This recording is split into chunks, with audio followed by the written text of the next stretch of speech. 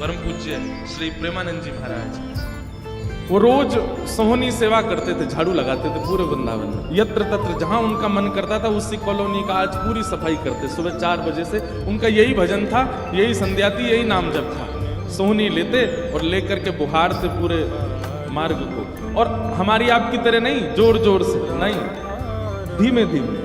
उनके मन में ये भाव था कि वृंदावन श्री प्रिया प्रियतम का ही स्वरूप है, इनके प्रति मैं रोष नहीं करूंगा, धीमे धीमे। और जब बुहारते थे तो अपने नेत्रों से ध्यान पूर्वक ब्रज की रज को देखते थे। कहीं कोई चिन्ह दिख जाए, कहीं किशोरी जी के चरण रज दिख जाए, कहीं ठाकुर जी के चरण दिख जाए। करते करते जब वर्षों बीत गए, किशोरी जी के मन में भाव आया, हम नित्य रास के लिए वृंदावन में जाते हैं और पूरे वृंदावन को सुव्यवस्थित ये महात्मा करके रखते हैं। और इनकी एक ही अभिलाषा है कि हमारे चरण चिन्ह इनको दिख जाए। एक दिन किशोरी जी ने उनको अपने चरण चिन्ह का दर्शन करा। वो चरण चिन्ह देख करके उनके मन में विश्वास हो गया कि हे श्यामा जो चरण चिन्ह है, इसका मतलब चरण भी है, और चरण है तो मतलब आप भी हो। जब चरण चिन्ह तक ले ही आई हो तो आप अपने दर्शन भी करा दो। अब अगली उनकी स्थिति हो गई कि अब चरण चिन्ह नहीं, अब तो प्रत्यक्ष किशोरी जी को देखना। लेकिन हमारे ब्रज की परंपरा है कि जब तक किशोरी जी की सखियां अनुमति नहीं देंगी ना, तब तक किशोरी जी के दर्शन नहीं हो सकते। इसलिए ललिता जी को मनाओ, विशाखा जी को मनाओ, यमुना जी को मनाओ, गोपेश्वर महादेव को मनाओ। सखियां जब रीझ जाएंगी तब किशोरी जी से मिलना हो। वृंदावन रस अलग है। अभी हम 15 तारीख से जो कथा करने वाले हैं वो वृंदावन रस के ही ऊपर है। 15 से लेकर के 18 अप्रैल तक गांधी धाम कच्छ गुजरात, जहां पर वृंदावन रसामृत पद लिखा गया, वहां उस कथा को आप लाइव सुनना। उसमें वृंदावन रस की ज्यादा चर्चा करेंगे। तो जब तक ललिता विशाखा आदि सखियां अनुमति नहीं देती तब तक किशोरी जी के दर्शन नहीं होते। लेकिन किशोरी जी तो चाहती हैं कि उनको दर्शन दें। तो एक दिन किशोरी जी ने रास करते करते अपना नूपुर वहीं छोड़ दिया, और नूपुर छोड़ करके किशोरी जी निकुंज में चली गई। आप सुबह सुबह जब सोहनी करने आए तो आपको वो नूपुर मिला, और नूपुर देख करके वो आनंदित हो गए। इतना सुंदर नूपुर, ऐसी सुंदर उसकी कलाकृति, इतना हल्का उसका वजन, इतना सुंदर उसका स्वरूप।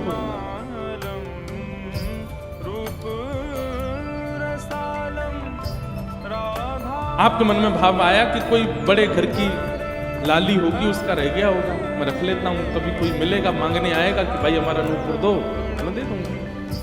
आपने वो नूपुर अपने पास रख लिया। नूपुर से दर्शन किशोरी जी ने कईयों को कराए। इसलिए वृंदावन में जब चला कीजिए ना, बहुत ध्यान पूर्वक देखते हुए पृथ्वी को चला कीजिए, क्या पता क्या मिल जाए। सूरदास जी को भी नूपुर से ही दर्शन हुए किशोरी जी के, और आज इन महापुरुष को भी हो रहे हैं। मुझे नाम स्मृति में नहीं आ रहा, शायद संभवतः श्याम चरण दास जी नाम। तो नूपुर को अपने पास रख ली। किशोरी जी का नियम है कि जब रास में जाती हैं तो सब सखियां उनका श्रृंगार करती हैं, और एक एक श्रृंगार जो उन्होंने धारण किया है वो लिख लेती हैं।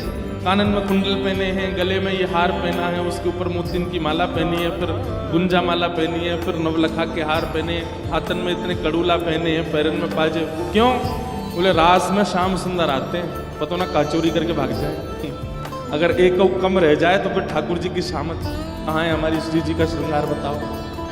इसलिए सब सखियां जो हैं किशोरी जी के सिर से लेकर नख तक एक एक श्रृंगार को लिख लेती हैं पहले, रास में भेजने से पहले। और फिर रास में आने के बाद, रास से आने के बाद फिर सब सखियां एक एक श्रृंगार एक बोलेगी, हाँ भाई कानन में ये कुंडल है, सिर पर ऐसा सुंदर वो है, गले में ऐसी माला है, हाथन में कड़ूला, पामन में ये 2 पाजेब हैं, सब गिनती करो, और एक एक करके उतारती जाती सखी। आज किशोरी जी के चरणों का एक नूपुर नहीं। शाखा आदि बोली, हे श्यामाजू आपका एक नूपुर कहाँ गया?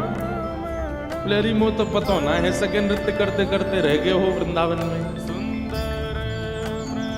ललिता विशाखा बोली, स्वर्ग के इंद्र के हाथी के दांतों से बना हुआ नूपुर है, वो सामान्य नूपुर नहीं है। आपके ऊपर तो कोटि कोटि ब्रह्मांड बारी बारी जाते हैं किशोरी जी, पर वो नूपुर ठाकुर जी ने आपको भेंट किए, बड़े बहुमूल्य नूपुर। अब किशोरी जी बोली मोए ना पता कहाँ रह गए वो कहीं पे। किशोरी जी तो मन बना चुकी है ना, दर्शन देना है उनको।